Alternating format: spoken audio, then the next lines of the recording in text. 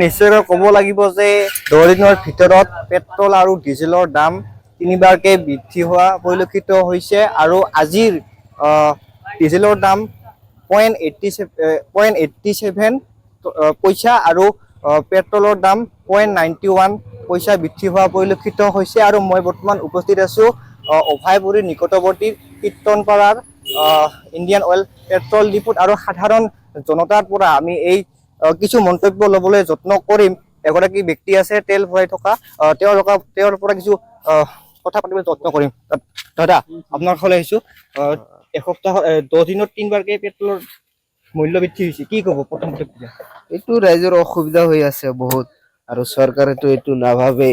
বেলেগ বেলেগ কাণ্ট্ৰিৰ মাজে ইমান কম দামত পাই থাকে, আমাৰ ইয়াতে মানে বেছি হৈ আছে।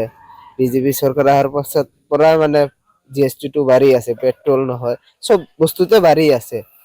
এইটোৱে মানে সাধাৰণ জনতাৰ বাবে বহুত অসুবিধা হৈ আছে। দেখা গৈছে যে ডিজেলৰ দাম বৃদ্ধি হোৱাৰ লগে লগে কিন্তু সকলো অত্যাৱশ্যকীয় সামগ্ৰী কিন্তু স্থায়ীভাৱে মূল্য বৃদ্ধি হৈ আছে, কি ক'ব? এইটো ৰাইজৰ অসুবিধা হৈ আছে, কিন্তু চৰকাৰে এইটো বিষয়ে ধ্যান দিয়া নাই। আৰু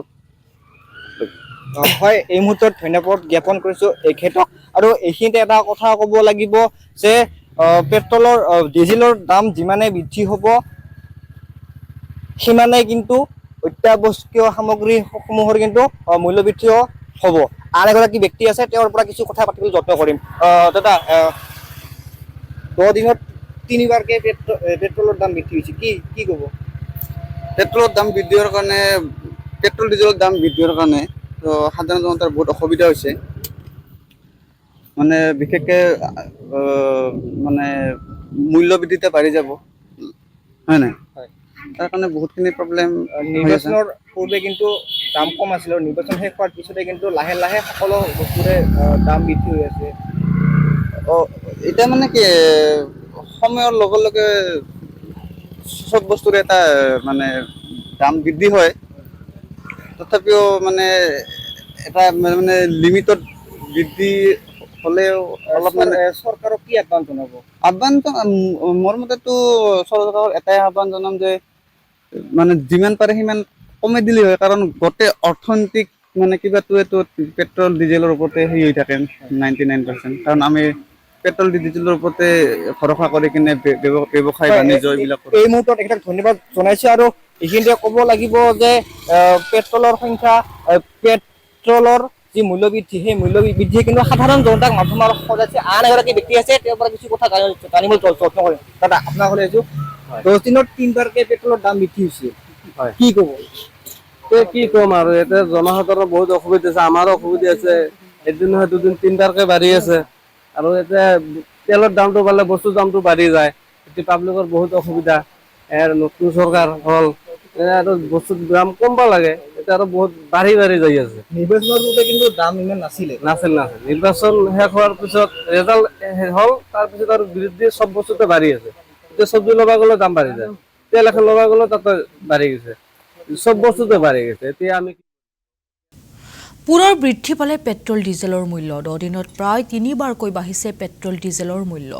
পেট্ৰলত 87 পইচা আৰু ডিজেলত 91 পইচাকৈ বৃদ্ধি হৈছে। 5 টকাকৈ অধিক দাম বাঢ়িছে 1 লিটাৰ পেট্ৰলত। আমি ইতিমধ্যে জনাই গৈছোঁ, লোকচান পূৰাবৰ বাবে পৰ্যায়ক্ৰমে বৃদ্ধি কৰা হৈছে দাম। যাত্ৰীবাহী বাহনসমূহৰ ভাড়া বৃদ্ধি কৰিছে। এই মুহূৰ্তত প্ৰাসংগিকতা আহি পৰিছে এতিয়া যে প্ৰতিখন যাত্ৰীবাহী বাহনসমূহৰ এতিয়া ভাড়া বৃদ্ধি কৰা হ'ব।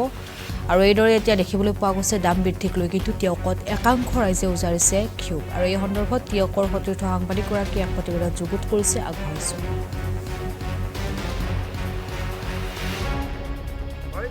মধ্যপ্ৰাচ্যৰ যি যুদ্ধ, সেই মধ্যপ্ৰাচ্যৰ যুদ্ধৰ বাৰুকৈ প্ৰভাৱ পৰিছে ভাৰতৰ লগতে অসমতো। হয়, যি পেট্ৰল ডিজেলৰ লগতে অত্যাৱশ্যকীয় সামগ্ৰী অত্যাধিক মূল্য বৃদ্ধি হৈছে।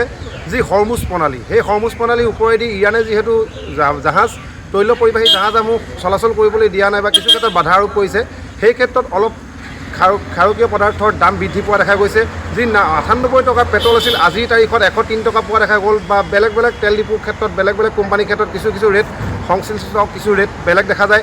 আমি এটা তেল ডিপুত টিয়কৰ উপস্থিত আছোঁ, আৰু কিছু গ্ৰাহকৰ সৈতে মতামত ল'ব বিচাৰিছোঁ। গ্ৰাহকৰ মতামত ল'ব বিচাৰিছোঁ যে যিহেতু ইন্ধনজাত সামগ্ৰীৰ মূল্য বৃদ্ধি হৈছে, সেই ইন্ধনজাত সামগ্ৰীতে যিহেতু ট্ৰাকসমূহত বা মালবাহী ট্ৰাকসমূহত যিহেতু বহুত দূৰৰ পৰা বস্তু অসমলৈ কঢ়িয়াই অনা হয়।